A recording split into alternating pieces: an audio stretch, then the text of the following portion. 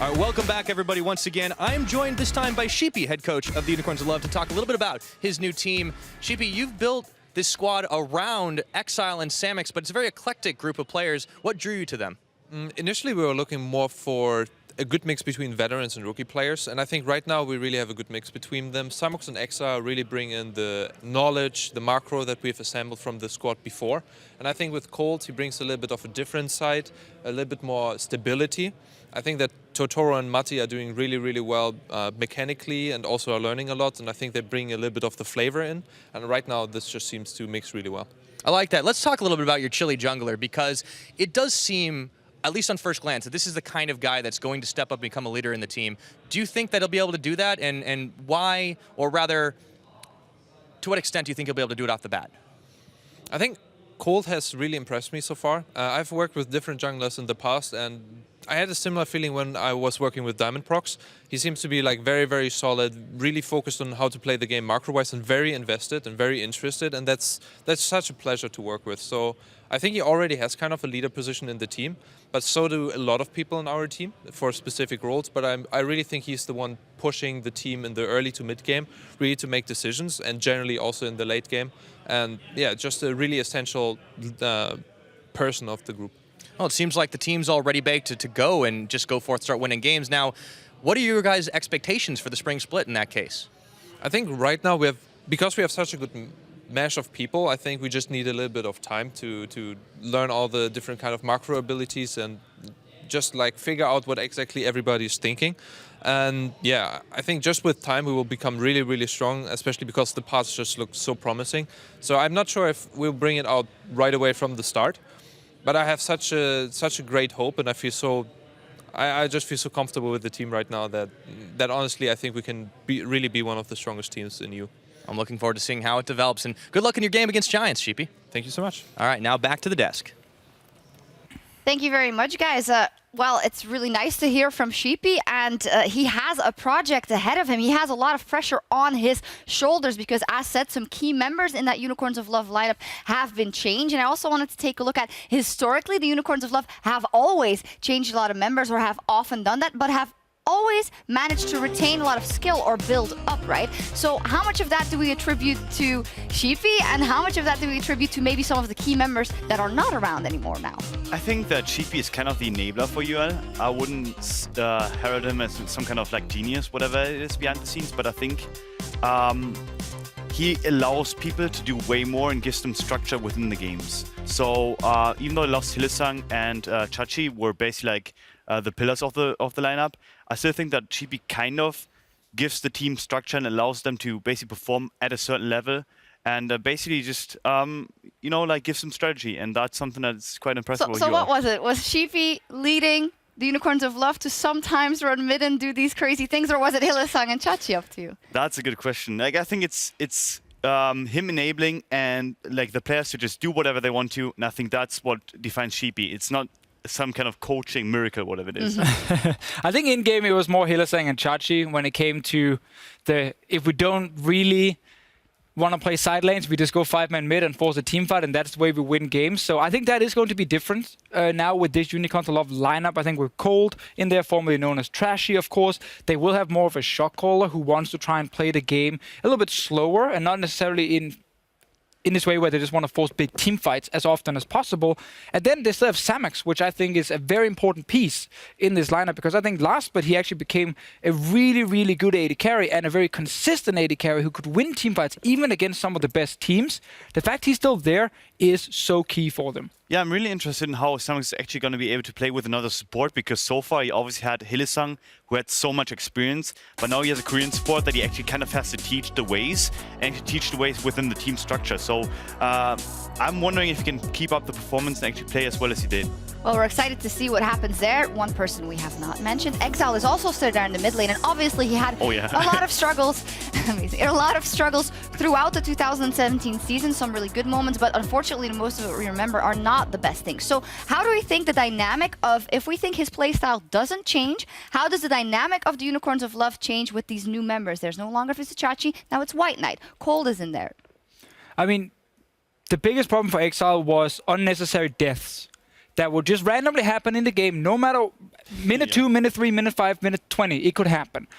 If he has removed that part from his game during the off-season, then I think he can start doing much, much better, and we can actually see more of the Exileh we saw back in Spring Split in 2017, where he had a lot of good performances. He needs to remove the unnecessary mistakes that seem to either be greed or lack of focus for a moment. If that is gone, he does have good mechanics, and then you can actually start working with him. Yeah, I think like he and Caps kind of have the similar issues. Like the two players are similar, obviously Caps on a higher level, but Exileh, he has so many great fundamentals in terms of his game that he's actually able to like sidestep skill shots and is actually able to pressure the mid lane to a certain extent, that if you invest picks and counter picks into him, that you basically allow him to take later picks in the draft, and then he basically screws up and basically doesn't do what he's supposed to, it hurts the team way more. And I think maybe we'll finally see what we've seen in the past, or when he basically started out in the first summer split, where he actually was that carry and can maybe make that happen again. Yeah, if anything, I'm super thrilled to see this roster in kind of a different configuration and see what the taking away of Hilly and Vizicachi means. Like, are they reinventing themselves? Are we going to see completely different UOL, a better UOL possibly? I don't know. It's a very interesting experiment. Yeah, I think it's very hard right now to say if this roster will be better than what we saw last year, especially in spring when they made the finals. It will take time. They've lost some very big names. Even Xerxes in the jungle was someone who started playing better and better with this Unicorns of Love and with Sheepy, where again you could innovate, you could bring out different things. Kold was never really the big innovator. You know, he plays the meta and he tries to play standard. Might WhiteKnight be that person? I think WhiteKnight definitely is the kind of guy from solo queue who might have a few unique picks. But he's played a lot of tanks in the past, and that might just be what he's going for. Well, we'll see. A lot to be seen from this match, because on the other side of the Rift, we find Giants. They're facing a tough task, obviously. They miss 4 of the players that won them the promotion tournament last split. There's no Gilius, Jizuke, Mini Trupax, or Jack Troll. Instead, they have 3 veterans in Djoko, Betsy, and Steeelback. Now, these players have had their time in the spotlight, but lately their careers have been on a downward trajectory.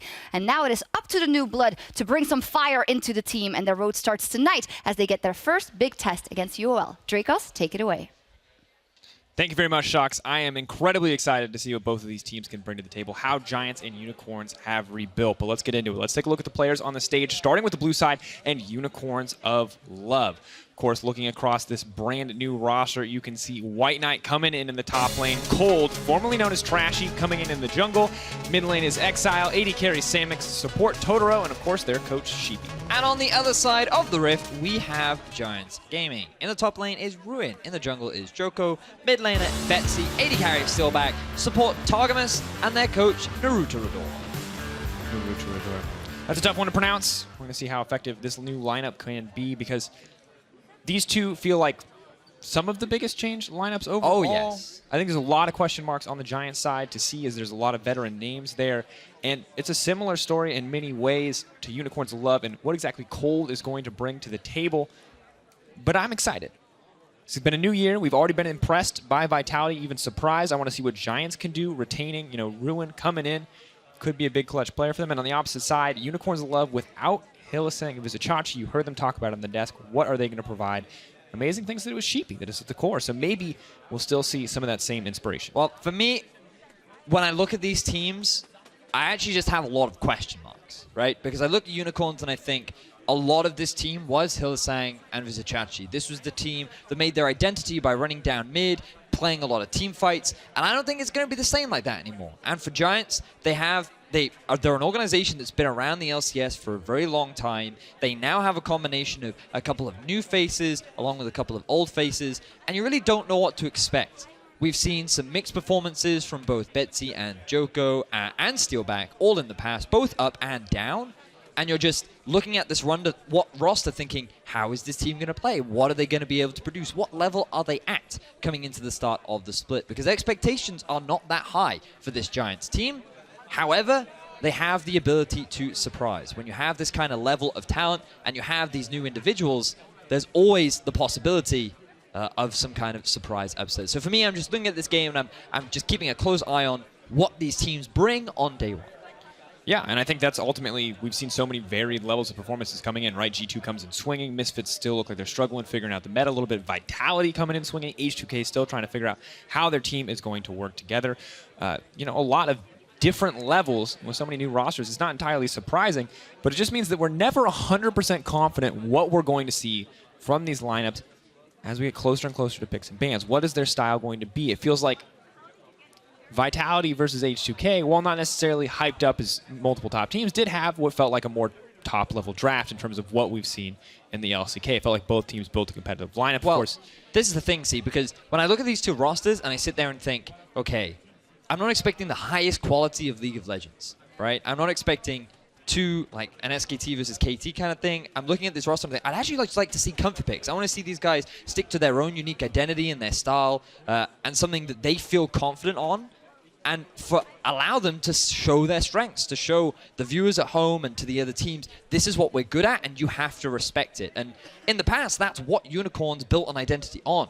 Xerxes, bring out all these unique picks. Sheepy, always encouraging people to just play the style that they're happy with. Always encouraging champions that, yeah, we want some meta stuff, but we're also happy to give you the freedom to play what you want. And I just want to see that from both these teams. And not only will it create an interesting dynamic because there's so much innovation and new stuff, I just think that constantly trying to play at the highest level of League of Legends is just going to hurt you more than it's going to help you.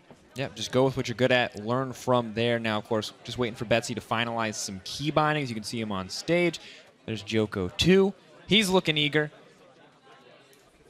Ruin's looking pretty neutral, pretty chill.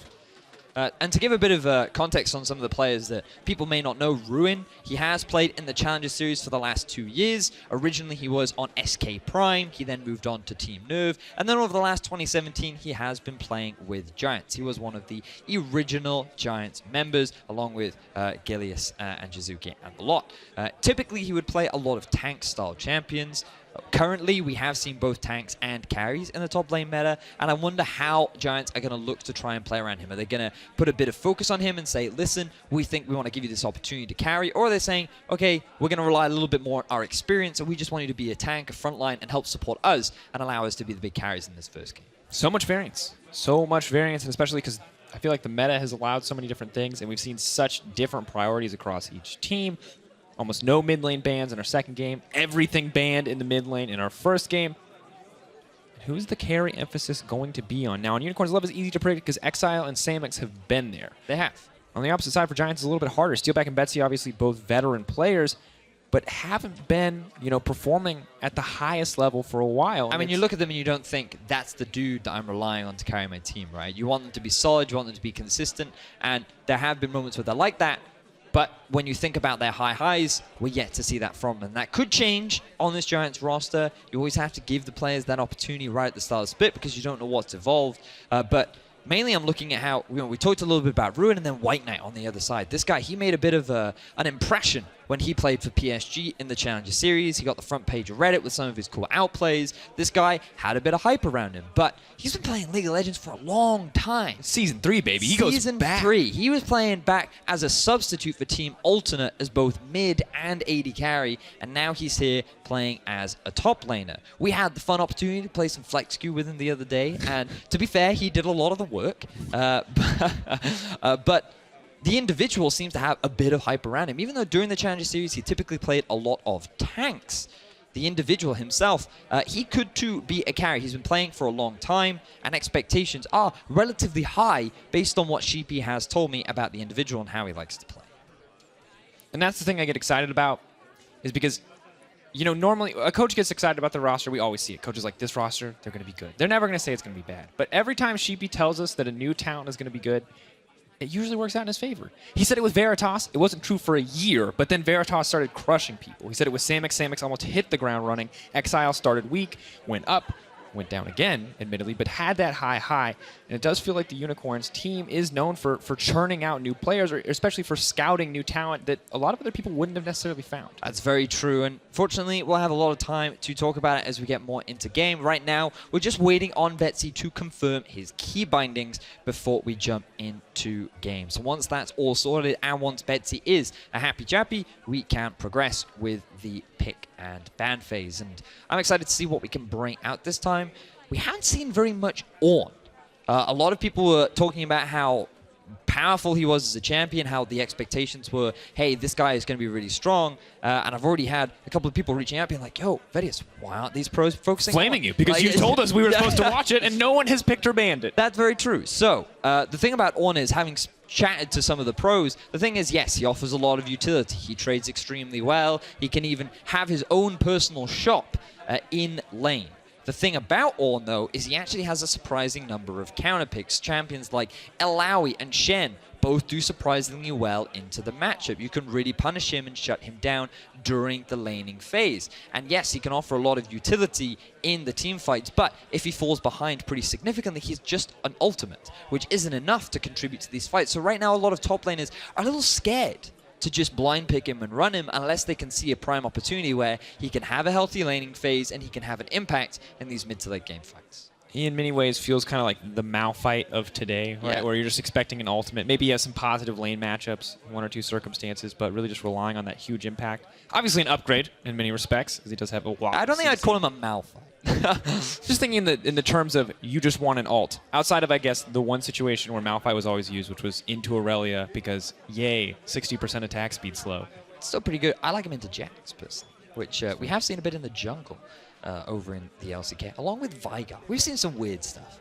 And, Not in the jungle, though, to be clear to anyone. So I'm looking forward to seeing what UOL always bring out crazy stuff. Xerxes was known for it, the Warwick, the Ivern, all kinds of crazy stuff, and it's because Sheepy does encourage it. Now, Kold, to be fair to him, known for Rek'Sai and Gragas. Yes. Not known for the innovation, but maybe now that he is a unicorn, now that he is cold and no he longer will be trashy, unleashed. His magical side will come out.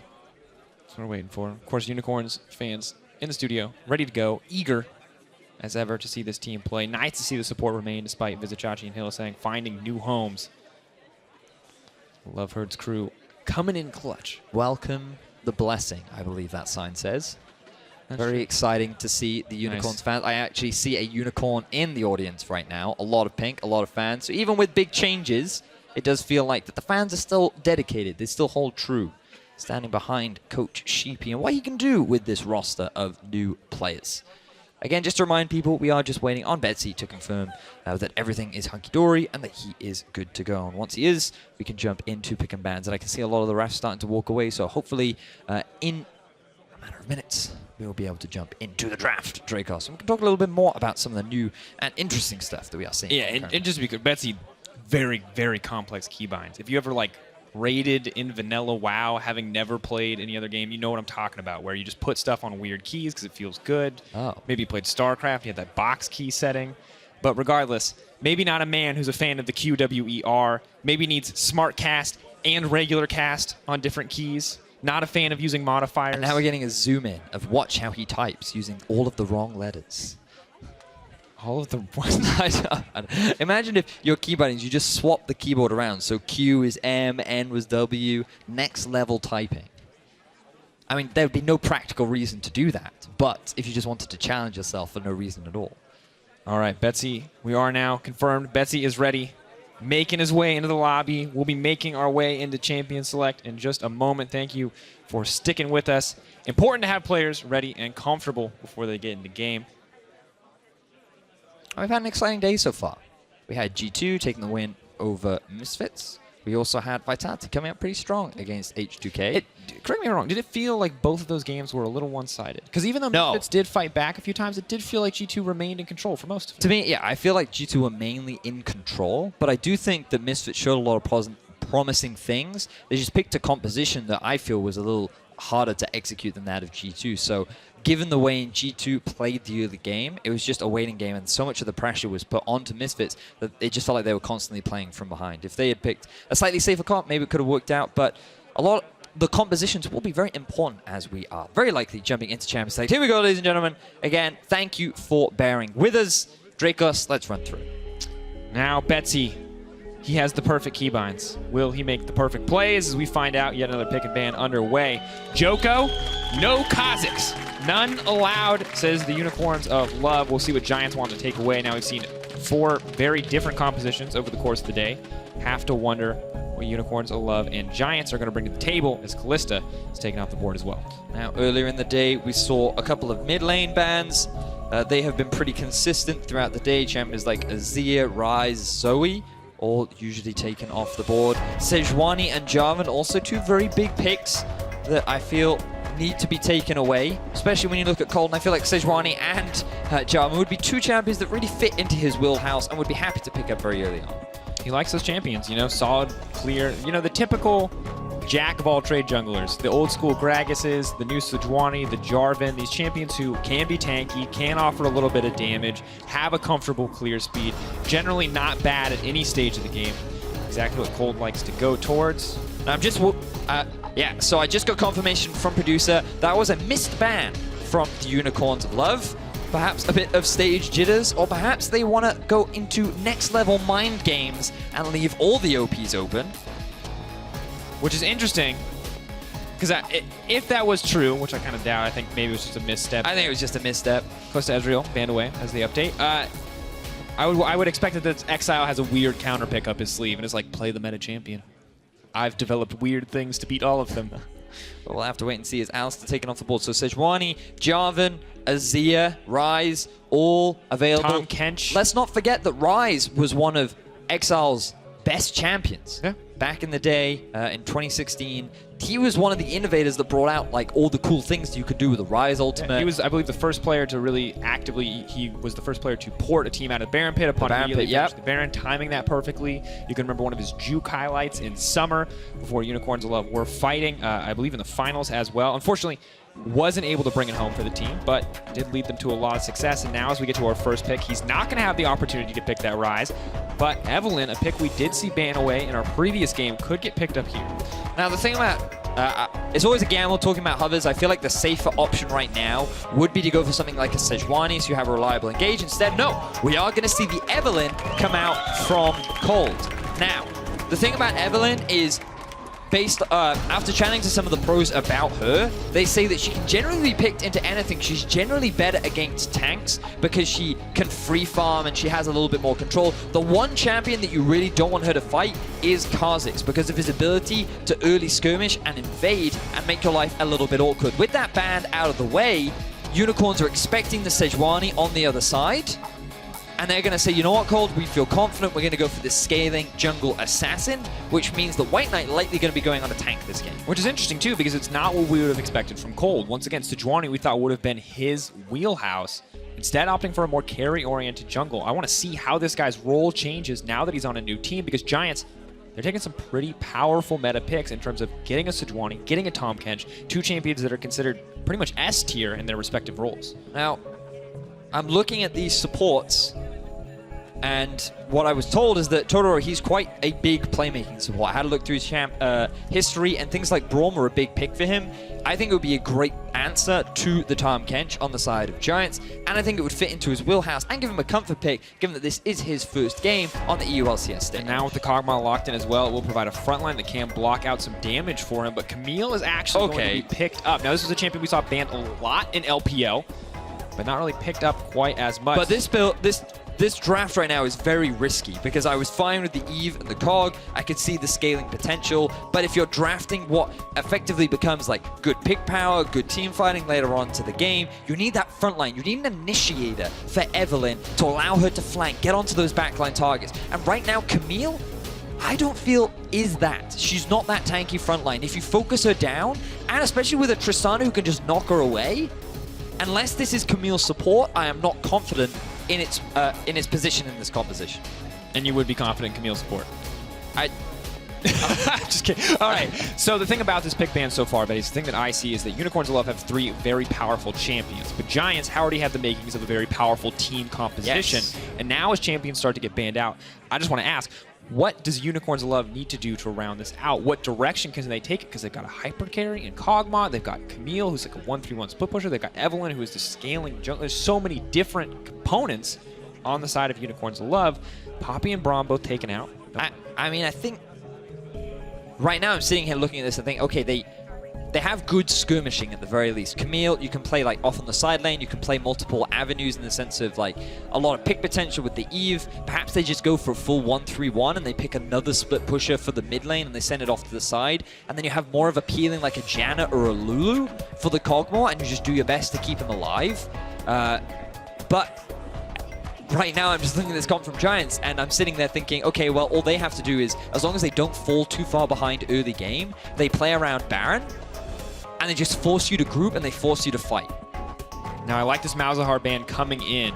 Very unlikely that Unicorns of Love would have taken it themselves because of the Tahm Kench on the opposite side. We saw how powerful that can be in denying that sort of engage. But Exileh going to pick up an old school special for him on the LeBlanc. This is not a champion I expected to see whatsoever, and it's going up against Betsy on this Azir. Azir considered a very standard, very powerful meta pick up against something a little more unique.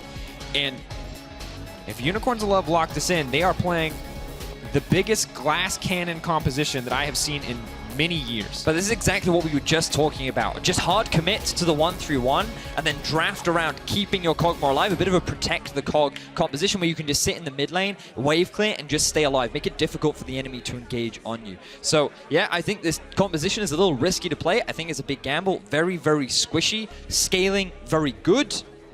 But if you fall behind at all in the early game on Unicorns, it's all over. I think it's a very dangerous composition. Looking forward to seeing what they can do. There it is. The first Ornn lock-in for EU LCS. Hovered the Echo. Maybe Ruin had a special counter pick, but Giants say, we see your team. We know all we need to do is survive to not give you any edge, and we will crush you in team fights. Definitely the case. And now we have these interesting compositions where Giants, or Unicorns Love rather, feel like they're playing on a clock. They need to get something done in the early game. They need to set up that 1-3-1 like you were talking about. Okay, so the thing is, Giants comp is also scaling. It's not something that's necessarily about trying to snowball a lot of early leads, so I think that the comp from Unicorns of Love has plenty of time to just ramp up and get to a point where they can set up this 1-3-1. But then the execution of this 1-3-1 is what's going to be very challenging for them. How effective is Kold going to be on this Evelynn? So many questions surrounding us about the performance or how well they can execute this comp. Because again, it is hard to play. And this will demonstrate to us how good of an understanding Unicorns have of playing around the map very early on into the season with an entirely new roster. It's interesting. They've set up each individual lane to carry in their own way, right? You see Samux on a hyper carry. And the jungle. Decent amount of peel, trashy. Giants are saying, let's come into this as a team. We have a team fighting composition. We have a team fighting strategy. We can execute on that. We can play as 5 men together. However, on the upside for Unicorns of Love, they're playing as individuals. They are splitting up across the map. Still requires a ton of experience or a ton of teamwork, but also requires a lot of individual prowess. The biggest thing here as we get ready for game is who is going to lead this lineup for Unicorns of Love. Because 1-3-1 is not an easy strategy for younger players, for newer players.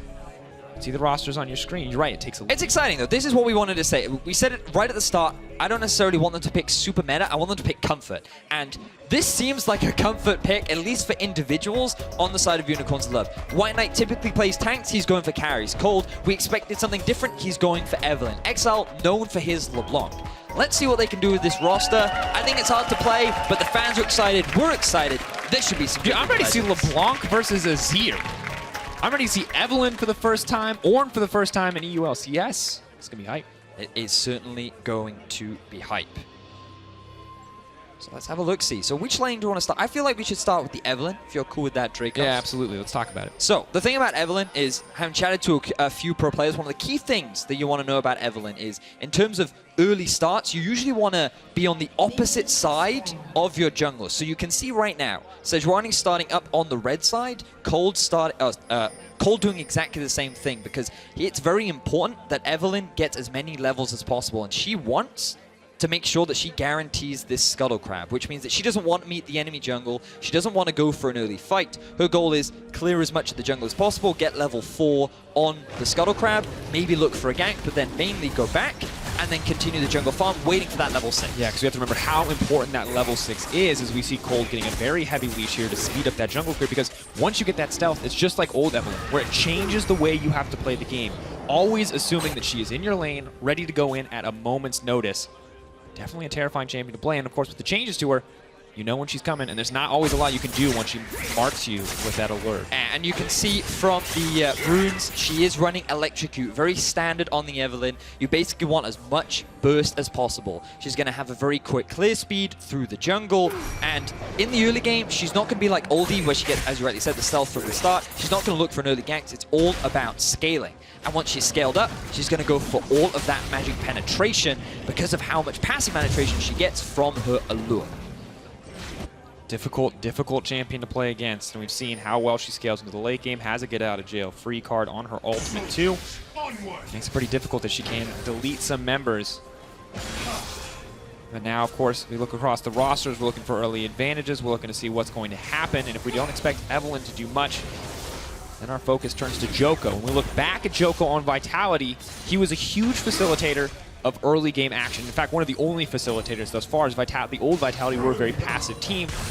Now we get to find out if he's going to fill the same role on Giants. Yeah, the thing is that old Vitality roster, it actually only really did things in the early game when Djoko was a part of them. He was a big part of any kind of action or playmaking that old Vitality roster did, but unfortunately he wasn't that consistent. Now that he's playing on a tank, he's playing on the Sejuani, he has a bit of freedom and control to scale up and wait for these fights where he can hopefully have a little more impact. So he's going to be playing a very similar style to Kold. It just really shifts once you hit level 6 because Djoko's responsibility is to get deep wards and make sure that there is constant knowledge on where the Evelynn is. And as you can see, Scuttle Grab has now been picked up and he's hit level 4. Nice trade comes into the mid lane. You talk about the vision coming down. Kold is actually the one who has invaded the jungle and placed down a bit of vision, spotting Sejuani once again. You know Djoko's pathing for now makes it pretty easy for Exileh to continue to play aggressive. WhiteKnight TP's back to lane. Looks to push in a little bit more. Now, one thing I want to talk about, Vedius, you play a lot of mid lane. You are a resident mid lane expert. Talk to me about LeBlanc Azir. This is not a matchup that I've seen in a long time. Yeah, I mean, typically we've just seen the big four in Azir, Zoe, Malzahar, and Ryze. And this is one of the comfort picks that we wanted to see, the LeBlanc coming out from Exileh. Now, in terms of the very early game, Azir does not have the strongest wave play. You summon the soldiers, but it costs a lot of mana to keep them spawned up. The cooldowns are relatively high, and in terms of your trading power, it's not that strong. You're waiting for a couple of levels under your belt before you really start having control over that mid lane, which gives LeBlanc a good opportunity to walk up to you, trade aggressively, and basically have a little bit more control over the lane. Now you can see that Djoko is coming in. They know they want to push, and that is when Exileh would really find an opportunity to go in and get a bit of a trade. Instead now, Betsy can go back and he has a little bit more safety thanks to Djoko. Yeah, free recall supported by Djoko, so maybe not the aggressive early playmaking, but does set up his laners for a little bit more success. I think I like that strategy overall. The longer you sit in a little lane with LeBlanc. Messed that up a little bit. He wanted to have the minion wave freeze just before his tower to delay the minion wave so he could base and TP. He realized that he didn't time it quite right, so now he's going to have to clear out the minion wave. Then he can go back, and his base timing not as optimal as he would have liked. You can see early itemization coming out in a second. Doran's to make sure Betsy can get through the lane a little bit more comfortably. A refillable potion, just wants to heal up. Just wants to survive here. A little bit, as you mentioned. Get a few more levels under his belt. Kold now making his appearance on the top line, waiting for Ornn to appear. And speaking about Ornn, you can see he has decided to go for the Inspiration Tree, has the Unsealed Spellbook, and for now is running with the Teleport and the Flash. That may change, and we'll track it as the game progresses, but it's quite common, we've seen across the world right now, that mids and tops especially loves this book because it gives you so much flexibility. Across the board, the Camille, one of the big reasons as to why she's suddenly become so popular is because of the introduction of Comet. It gives you a lot of trading power, it's effective, and she loves that fight, early fights. Forward Ruin is going to be locked up in the Hex deck ultimatum. Trashy on the way. Allure has been procced, just looking for the hate spike. Flash forward, that's the charm, bringing him back out of that tower range. Goes Golden. Freeze frame, baby, but you're still going down. No! Yes! Hook shot, unstoppable! Outplay! Oh, God, that's disgusting! Ruin! He was one of the players we were excited to see. New player joining the LCS stage. He's been in Challenger for a very long time. First appearance in the LCS, but there's more fighting down bot. Samux now has to back off. Is still taking the better end of the trade. Targamas moving forward, though, may look for the Devour. Is extending this trade. Might not be the best choice in the end. Thick Skin going to heal him up, but an explosive early trade that has to be demoralizing. Oh, man. Great trade in the bottom lane from both teams, but it's all about Ruin right now, getting that outplay. He was so close to losing his life. The power of the stopwatch coming through. Let's see how this comes through. So, WhiteKnight just hit level 6, Ruin yet to get there. Utilizing that level advantage, forces Ruin to take a lot of damage, and Kold comes in thinking, this is fine, easy kill. Flashes, gets the allure, looking good. Stays under the tower a little bit too long, but here, this is where the unstoppable and the shield you get on your W allows you to mitigate the CC and give yourself enough of a shield to survive and get the outplay.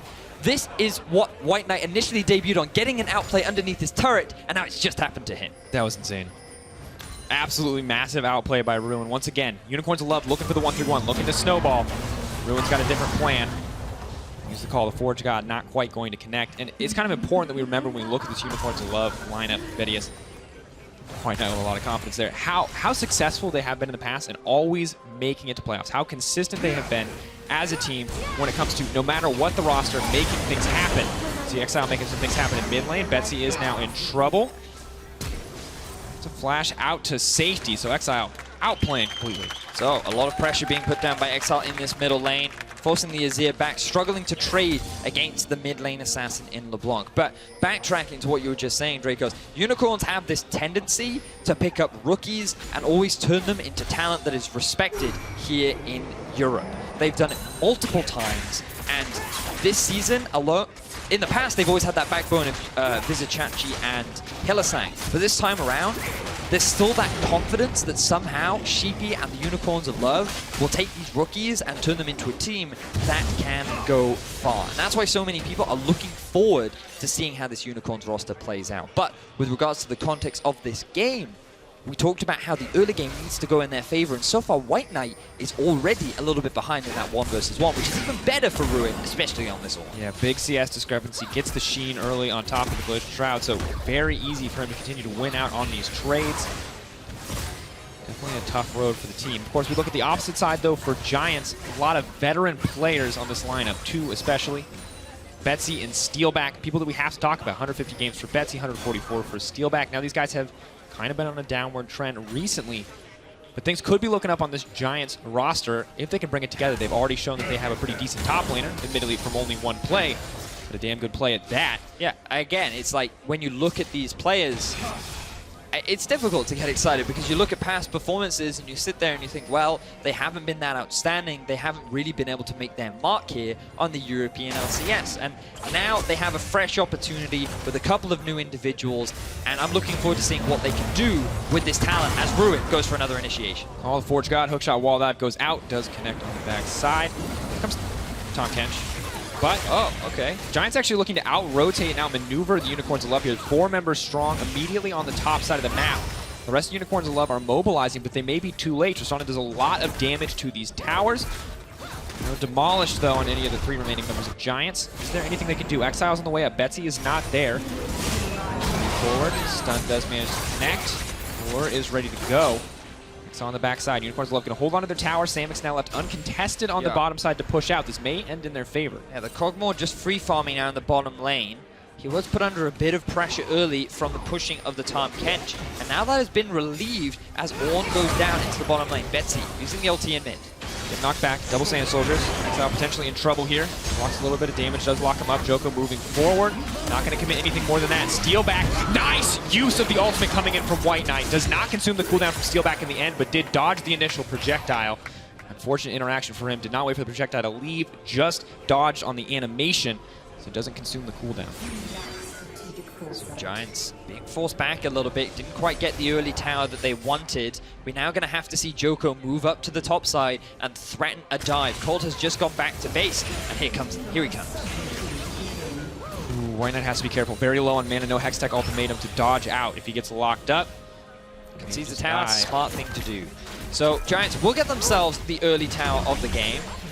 They realize, you know what, there's a little too much wave fill on the bottom side. Getting up close and personal to a Lulu Kog is dangerous. Ornn ulti available again. Oh, knocking back. Exileh locked up. He needs to find a way out of this one, but I don't think he's going to get it. Ruin grabbing yet another kill. What an impressive performance from Ruin on his first game here in the LCS. He starts off with an outplay, he gets a bit of a lead, starts putting a lot of pressure down, and now he's becoming a roaming Forge God. He moves into the mid, sets up a gank on a flashless Exileh, and he gets his team another kill.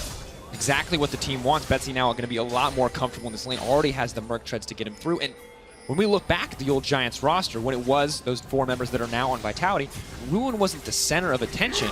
But here on this new roster, he is starting to make a name for himself. Well, he certainly is, and now Giants, they're putting pressure down onto this mid-tier 1. And again, Drakos, the big thing that we said in the draft was this Unicorns of Love team needs to not fall behind in the early game. It is so important that they're able to have either a safe or an advantageous early game in order to set up the 1-3-1 successfully. Now it is Giants with a 3,000 gold lead at 12 minutes, and you start to see how difficult this composition from the Unicorns of Love is going to be to play. Yeah, the hole you build for yourself in a composition like this, there's not the same kind of way to bail yourself out with late game team fights, but you can see this now. This is the problem. Freedom to roam. So you can see here, Exileh used the W already in lane to go for a trade onto Betsy. He then tried to use the ultimate of his W, which was interrupted by Ruin's ultimate. So good use of the knockup to interrupt there, and then Exileh had no escapes left. Yep, 2 towers already taken down. Rift Herald will almost guarantee a 3rd. Unicorns of Love going to try to fire back with their objective of their own, but once again, they are digging themselves out of a little bit of a hole here. Ruin does have the ultimate available. Is just going to use it to try to clear this out. It has like no cooldown. Yeah, it's actually insane. It's so low. Every time it's up, he's just throwing it out. I'll have a quick look, see what the cooldown currently is. 97.5 cooldown. Pretty big for a team fighting ultimate. WhiteKnight might want to make a play here to stop this tier 2 from going down, but there is a Rift Herald available. They can summon it successfully, meaning they can't get CC'd.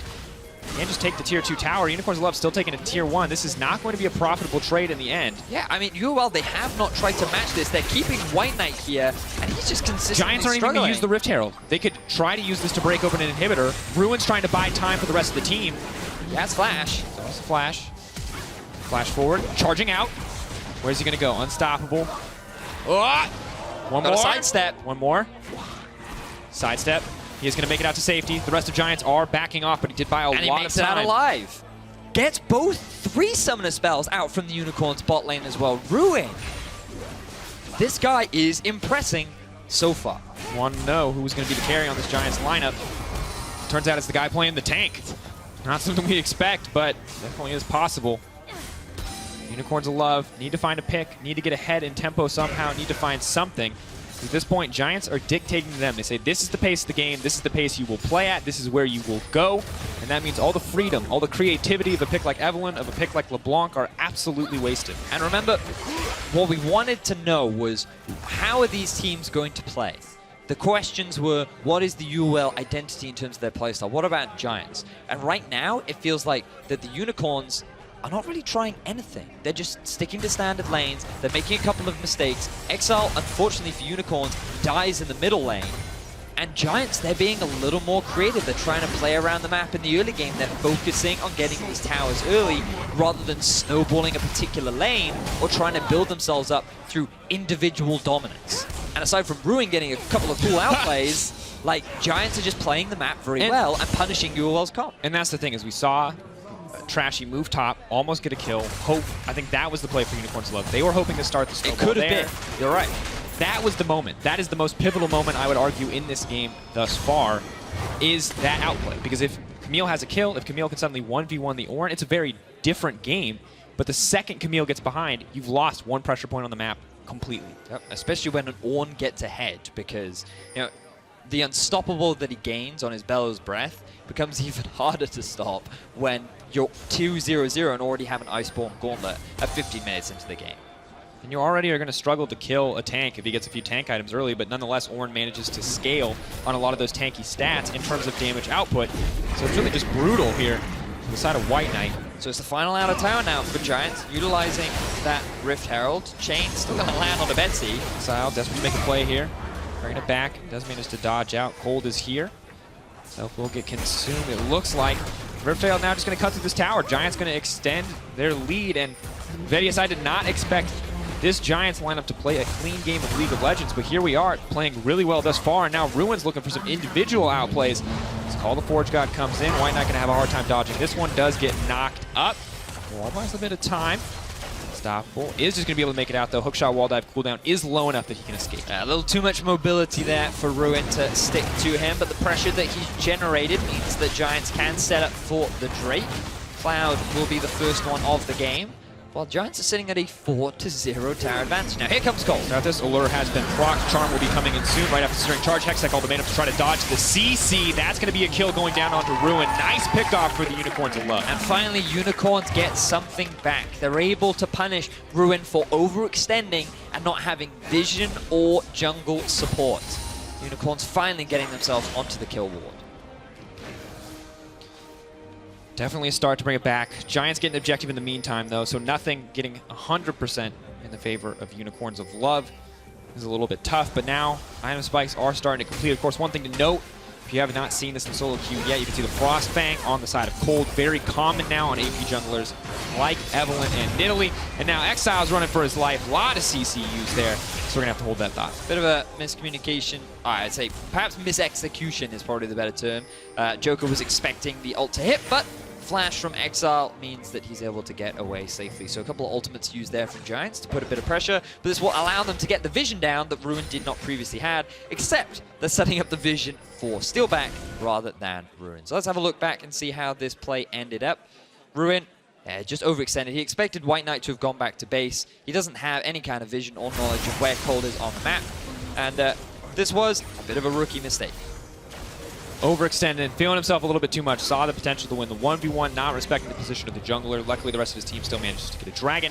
Now Giants set up to get a tower. 3 members taking a position in the middle lane. Sun Disc backs them up, making it hard for Kold to flank in this scenario.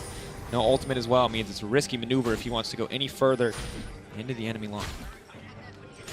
So now, this is the part in the game where Giants start investing in deep vision, start stealing away all the camps from Kold, and they can just start grouping up and forcing UOL to fight, which, as we talked about with this composition, is definitely in the favor of Giants. As long as they don't make any big overextensions, should be fine. And you can see Kold hanging off onto the side. He wants to flank. He wants to catch a target out of position.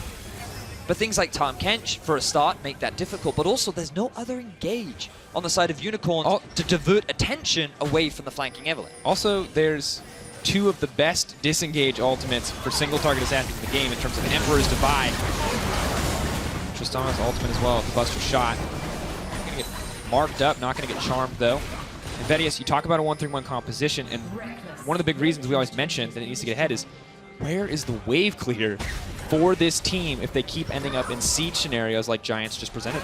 Yeah, and I mean, you look at the siege from Giants too, and it is very strong. Azir, Tristana, their tower taking power and their poke power is insane. And then if you have Ruin hanging around too, the risk of you getting dived just increases. So we've harped on a lot about how this composition is very difficult to play, but the pressure is now on Kold to perform. He wants to try and move off to these side lanes. He wants to try and get picks onto Ruin and potentially Betsy if they move off into these single lanes, isolated lanes, and find the picks that they have found before. But they're going to need a lot of them if they want to regain that gold gap that has now been built.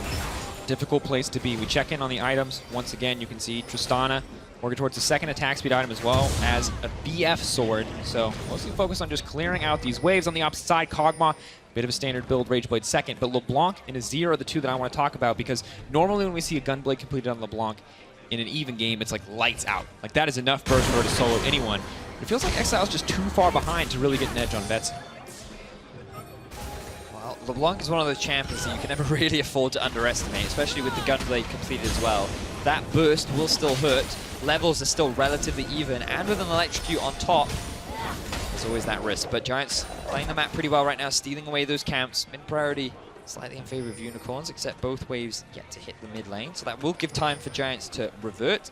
Dragon going to be spawning in about 2 minutes time. Baron is up. Giants, they're just playing the slow and casual game. They know they don't need to force anything right now, because this game is only going to go better and better for them. Just terrifying. Azir, Tristana together. So much range, so much safety in the backline. On top of that, they're defended by a Tahm Kench, by an Ornn. Of course, coming up next, Rawcat versus Sjokz, the new Sjokz lineup to be unveiled. New Rawcat lineup as well. A lot of changes here in the ULCS, so stick around. That one is going to be exciting. Right now, we're in the thick of it. Unicorns of Love versus Giants. And Exile find the solo kill. Oh, backing off. That's the ultimate coming in from Ornn. Camille has gone. That's not what you want. Yeah, absolutely out in that exchange. And where are now Unicorns punishing on the map? Because ideally, in an ideal 1-3-1 setup, if you send someone off onto the side lane, and they send 4 members to go and kill them, you have one of your pressure points elsewhere taking an objective, and instead, Exile's now being forced back. The mid lane got pushed, but that tower wasn't threatened. And Unicorns are effectively losing all 3 lanes after Giants sent 4 members down to the bottom lane. When your solo laners lose like this in this 1v1, it just feels like there's not a lot of hope for this style of composition. And they look so good when they're ahead, Vedius. They always look broken, they look unstoppable when these solo laners have a lead, but we just saw Exileh lose out on a 1v1 trade versus Betsy as a LeBlanc into an Azir. That is a rough situation. Look at the control the Giants have. They took the mid tier 2, they're now going to take the bottom tier 2, 6 towers to 1 in favor of this Giant. We were not expecting this, Drakos. We were expecting a much more dominant Unicorns, and Giants are the ones taking the lead. Now they're trying to start a fight. Call the Forge God is available. He is going to get charmed up. Ruin now in the middle of the team, but Targamas is there to back him up. Stun up goes on to Targamas. Call the Forge God coming out. Samux has been marked up. He's going to knock it back, hit multiple members. Exileh pushing forward onto the front line, but he's not dealing much damage to the tanks as they body block for the remaining carries. And again, no initiation on the side of Unicorns. Giants using the Tahm Kench. They didn't even need to use the Steeelback ultimate. Betsy wasn't even there. They just walked away with 0 threat, and now they're repositioned to set up for Infernal Grave. 4 members strong. They pulled the dragon out of the pit. Unicorns of Love may want to contest it, but Djoko's waiting right there. That's going to be a death sentence for Totoro. Face first in a disaster. Ruin's back as well. Not really a chance there for Unicorns to fire back. Moving into an unwarded area, definitely not the right choice. And now Giants move back towards the mid lane, get the push on, and if they're feeling confident, they could look to play around the Baron, or perhaps they'll just play it safe, reset the map, and spend some of their hard-earned gold. Gets harder and harder for the Unicorns of Love. Double attack speed items now completed for Steeelback. Double attack speed items, to be fair, now completed for Samux. But he's already struggling to get any kind of auto attacks into these fights as his teammates are just instantly deleted by a team that should be more about sustained damage at this point, but they're just so far ahead. You see the gold lead. The Dragons, absolutely massive. 6 towers to 1 in the favor of Giants. New season for Giants is looking fantastic. It's looking thus far. so good. You know, you, Deficio, and I all did a bit of a power ranking, and both Deficio and I We put them at the bottom. We put Giants at the bottom, right? Our expectations were low. And right now, they're performing excellently, and Betsy... Gonna find the disengage, just gonna make it out. That's the allure. Djoko may just accept that Betsy's gonna be taken down. Maybe this is the chance. Unicorns will love to fire back as Exileh pushes forward onto the front line. Djoko doing what he can to disengage. WhiteKnight hungry for a little bit more. Attack sweep comes out, but he's just gonna walk it Classic away. caster curse. Just as you start praising a team, they end up getting caught out, and now Betsy goes down. UOL trying to use the mobility of this comp to find these little picks, catch people as they move around the map. And to be fair, Betsy, he should not have taken that greedy path through the river. They did not have control through it. UOL effectively shut him down. So they get themselves another kill, but that gold gap's still very big and very far away for Unicorns to close just yet. But that's exactly what Unicorns want. They want Giants to get a little overconfident, to overstep a little, to forget how much damage the Unicorns of Love can do, because you can see, if you're ever left alone, pretty easy for the Camille, the Eve, to take down anyone, even Azir, who should just be able to disengage. And this is just a lesson that you guys at home should learn if you're playing in your solo queue games. Just take the safe path, go behind the Baron rather than through the river if you don't have the appropriate vision. As Exileh now getting collapsed upon. Takes the blast cone, gonna try to leap out to safety, but could be in trouble here. Does manage to make it out, but Exileh once again playing on the razor's edge. Something he did a lot last season, often to not much success. See if it works out better for him this time around. He tries to secure his own blue buff, but Djoko will take that one away. That's an excellent reference, Drakos, because he played Talon before, and one of his sayings is on the razor's edge. Oh, really? Good job. I felt like you deserve acknowledgement for that. Now, back to the game. Group up of Giants in the middle lane. Kold looking for a potential flank. WhiteKnight still on the bottom lane with TP. Ruin currently cannot match it. Unicorns feeling a little more confident, and they've abandoned the split push style. Group up mid, time to play. When all else fails, go back to the classics. Betsy ships right out of there. Nothing to do with pursuing any further. Bit of poke does go down. No, he's fine. Samux hasn't actually had a huge impact in this game so far. 0-0-0, 2 items finished, still a late game threat, we have to keep our eyes on as the game progresses. Perhaps he could be the savior for the Unicorns. Oh, God. It's looking a little difficult as Tristanan has now completed 3 crit items. Now going to move forward to push in for a little bit more onto the tower, backing off the slow siege. Unicorns of Love have to be scared of. No Baron backs them up, and yet still they're able to threaten the inhibitor tower, the superior range of Steeelback. The amazing disengage potential of this Giants roster. It's going to take a miracle for Unicorns of Love to find a way in. Okay, they're starting the Baron. Here we go. There's a reason they're called the Blessing. See if they can find it here. For some reason, Betsy was tanking the Baron. He's now lost 50% of his HP. Spading. Unicorns to trying to get a bit of vision down, get a bit of knowledge. And to be fair, look at Camille off on the side lane. You can see a lot of pressure being put down onto Ruin. Even though Ruin has the level advantage and has an item advantage, he is still the one being pushed underneath his tower from the wave clear and trading power that WhiteKnight does have. And we have to remember that eventually WhiteKnight will outscale. Ideally, it would have happened earlier in the game, but Camille just has so much damage potential here. And Ornn, of course, rewarded so much for building tanky stats, isn't going to be able to out-trade forever, especially if Camille gets some lifesteal or something else kind of side lane focused in her build. But in this instance, WhiteKnight had to back away because realized the rest of the Unicorns had decided to go back to base, spend a bit of their gold, and the vision had disappeared on the bot side of Giants map. So smart there from WhiteKnight. Instead, just going to clear out an extra wave, go back to base. Looks like working towards the Sterak's Gauge, which currently the Trinity Force Sterak's Gauge is another reason as to why many pro players consider Camille to be a pretty strong and safe top laner in the current meta, thanks to the combo that it could provide with the base AD additions and the sheen from Trinity. It's actually really gross. If you haven't played against it, it's an really insane amount of damage. By increasing the base damage, you increase the sheen proc, as you just mentioned, and it's very, very strong. Normally we see it way sooner because Camille is expected to snowball. Luckily for Giants, though, Ruin has delayed that power spike just so significantly by outplaying across that lane matchup. However, now Unicorns of Love, a lot of members hiding. Separate bushes. There's Kold. He's looking to go in onto Ruin. He's going to get the charm. Unstoppable, though, is going to block most of it. Call the Forge God has been utilized. He's going to toss it back. WhiteKnight now moving forward. Steeelback untouched on the backside. Djoko. Doing what damage he can. Ulti is going to connect.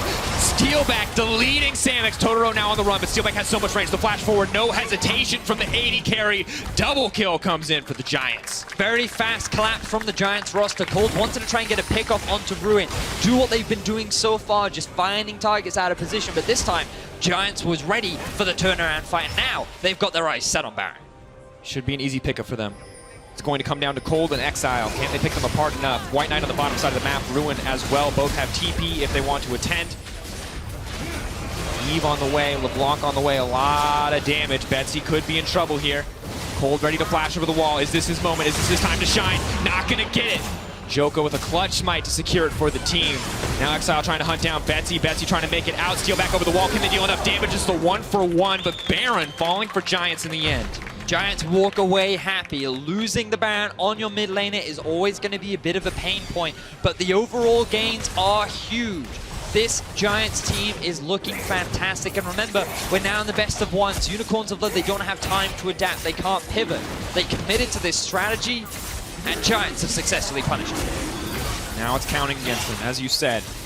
Betsy does die, so they're short one member with a Baron buff, but this team could already siege just about uncontested without a Baron buff. Now that they have it in their hands, should be able to break open these inhibitors and start to find a way to close out this game. We can check, though, one more time in the replay. Now, the decision here is not bad, because you can see Ruin is out of position. The collapse is good, but the Tahm Kench ultimate and the ability for Ruin to buy time allows Djoko to come in from an ideal flank, and just look at Samux. He gets left out to the dogs. They just completely catch him out of position. Totoro cannot provide the same kind of peel and evacuation that the Tahm Kench can. And then they go towards the Baron. Now Kold, he tries to steal it away, fails to do so, and Exileh, he just does what he can to get some kind of a redeem. But even then, Betsy able to get himself the 1-for-1. Exactly what the team need. First inhibitor is going to drop. Massive top wave present. Once again, not really any reliable, safe wave clear on the side of Unicorns of Love, so they have to give this one up too. It's the last dance to fight for the Nexus. Exileh just leaping forward, he's hoping to poke. All the Forge God comes out. Exileh will get knocked up. The Chain CC comes in beautifully, and down he goes as Steeelback is on a rampage. WhiteKnight goes through the middle of the fray, but that's not going to work out too well for them. Kold has to ult out, hoping to get a little bit more. Steeelback may have gone too far, but Giants more than happy to just keep pushing in, more than happy to use this Baron buff to start to look to close out the game. Only one member down on the side of Unicorns of Love. Is this going to count against them? Are they going to back off here? Have to respect the potential for Unicorns of Love to re-engage, but Kold is just getting cut through. Nothing can stand in front of this Giants lineup. Their carries are just too strong. WhiteKnight making a pick for himself, but the rest of the team is leaping forward. Steeelback now unstoppable. Where is the man who built QSS first? He is gone. He is dead. Steeelback is here to win. And Giants walk away with 2 inhibitors. They expose the nexus of the Unicorns of Love, and they have silenced the crowd. There are a lot of Unicorns fans here ready to see the new shape, the new form that this team would take. And yes, it was exciting, it was interesting, it was unique, but it has not come to fruition. Giants went for the safe, went for the standard, and individuals stepped up. Ruin with some great outplays, Betsy holding his own against Exileh, and Steeelback now in the late game, 5-0-1. This Giants roster is looking good. And at this point, it's hard to find a way to the backline. WhiteKnight finds his pick, he feels good about it, but honestly, as long as one of those carries is alive and the Tahm Kench is there to back them up, it's pretty easy for Giants to pull out these teamfight wins. There's just not enough damage. And this is the classic closeout. Giants could just run down mid lane and look for the teamfight, but they're going to play it slow. They're going to look for that third inhibitor, and Exileh, he's just tickling them. The only person he can hurt is Steeelback or Betsy, but they're just protected so well by this Tahm Kench, by this Ornn. Now the tower is set to fall. Exileh leaping forward to look for something, but Tahm Kench just says nope. Not going to let it happen. Power of Tahm Kench makes Assassin so much harder to play. Third inhibitor now exposed for Giants. 12,000 gold lead. Here goes Djoko. Betsy could be in trouble. Tahm Kench is going to say no. Samux is uncontested in the backline. He dishes out a little bit of damage, but he is going to get knocked up. Ruin has so much CC. Knocked out of the fight. Samux doesn't really have a chance here. Betsy is still alive. Uncontested. WhiteKnight traded for nothing. As Exileh runs for his life, Giants see an uncontested Nexus in front of them, and this is going to be their first win. Samux, not enough to stand in front of them. Denied in the end as Steeelback runs. Will he go down? No, he won't. Nexus falls. Giants take the win. Big win for Giants Gaming. Ruin, new to the LCS stage. A lot of question marks around this roster, and they step up and they take the win over the Unicorns of Love. All I had was questions, Drakos. All I was wondering is what will these two teams provide? And it feels like Unicorns, they tried for an interesting, unique playstyle. Difficult to execute, but if they could do it, it could have been amazing. Unfortunately for them, Giants stepped up. They kept it standard, and their individual talent allowed them to get that early lead, and they never let it go. And we can't shy away from talking about how well they played the macro game as well. Outside of a few mistakes, they were rotating very well. They were using their resources very well to snowball the lead. Yes, the lead was built on individual outplays. The lead was built definitely by Ruin, but the rest of the team absolutely followed up. And this is not a level of coordination we were expecting to see from this roster. Great performance from Giants. Nice slippers there from Djoko. Didn't realize that he was wearing those bad boys. Can't. He has giant wolf slippers. Yes, folks. I did notice that. Press. That's how you know he's ready. He's hungry, like the wolf. That was awful, I'm sorry. So Giants, now, I mean, it makes this roster a little bit more exciting. I'm a little bit more hyped for this team now, because initially I was thinking, okay, this team, they're full of talent that did not have a great year. Ruin on the original Giants roster back in Challenger Series, he was kind of one of the weak links. But now these rookies combined with these veteran talents, they are looking promising. And it just means that this was their first challenge.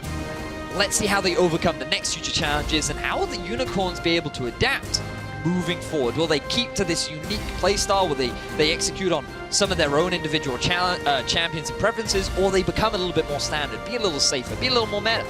And while Giants got the win, you kind of have to respect the gusto of the Unicorns of Love. They picked a composition that you can't make mistakes with. Yeah. And of course, they made a mistake. They are a young roster. Now, if this was Unicorns of Love last year, you'd understand. This is a team that would have been together for a long time. But this is a fresh roster, and they built a composition like that. You kind of have to respect it. Well, looking at the Giants side, we've got 3 candidates in the race for player of the game: Ruin, Steeelback, and Betsy. So head over to @LOL Esports and vote on the poll. We'll reveal your choice after the break. Steeelback played really well. He did. After the team had a lead. But the question is, do you praise the guy who brought it home, or do you praise the guy who built it? I mean, it's ruined for me. You know, on your first day in the LCS, getting a 2v1 outplay and being able to walk away with a kill, it's just too difficult for me to not get. And especially like his Ornn throughout the rest of the game too was just spectacular. So to me, he was my player of the game. I think I have to agree. Ruin a massive performance. Well, that's enough from us. Let's head over to Pyra and hear what Giants AD carry says after that win. Thank you very much, Drakos. Yeah, I'm joined by Steeelback, who absolutely popped off on that Tristana. Steeelback, were you surprised at how that game went at all, or was that all according to plan? Well, I think in scrims we had pretty good results, so I'm not really surprised by how we played today. But I'm actually quite happy that we could transfer this level that we had in scrim on stage, because I know we had this problem in a few teams that I did before, and actually I'm quite happy that we get this win and we'll get confidence for the split. I'm glad you mentioned that you've been on so many teams as well, because I feel like you've more or less bounced around a lot, but we've seen you at some really high highs and some low lows. Do you feel like this Giants squad, this is the team you're going to take it all the way with? Well, honestly, when I joined Giants, I was quite happy with the lineup because I know everyone and I'm friends with people that are there already. I knew them for before. So I feel quite happy to be there in this team. So when I'm happy, I think I can perform at my best level, and I think I will perform and I will do a good split. Well, and you're certainly off to a flying start, so wow, what a great way to go. Now, last question I want to ask you then, Steeelback. I feel like a lot of people were a little down on Giants to start things off. Do you think, especially after a win like this, that maybe people are underestimating you guys? Well, I was actually quite surprised with how people underestimated us. We were always last in power ranking in every ranking on Reddit, but I think it always feels good to just show that we're actually good, and we will prove people that we're actually a top-tier team, I think. Well, I can't wait to see how it all goes. Thank you once again for joining me, Steeelback. Now, you guys, we're going to be going ahead and taking a quick break, but don't go anywhere because when we come right back, we're going to be discussing the player of the game, as well as getting into the preview of Rocket versus Sjokz. We'll be right back. No! Yes! Hook shot unstoppable! Outplay! Oh, God, that's disgusting! Rock Charm will be coming in soon, right after String Charge. Next, I call the man up to try to dodge the CC. That's going to be a kill going down onto Ruin. Oh, backing off. That's the ultimate coming in from Ornn. Camille has gone. Steeelback untouched on the backside. Dealing what damage he can. Ulti is going to connect. Steeelback deleting Samux. Totoro now on the run, but Steeelback has so much range. The flash forward, no hesitation from the AD carry. Double kill comes in. Exileh will get knocked out. The chain CC comes in beautifully, and down he goes as Steeelback is on a rampage. Be their first win. Samux not enough to stand in front of them. Denied in the end as Steeelback's runs. Will he go down? No, he won't. Nexus falls. Giants take the win.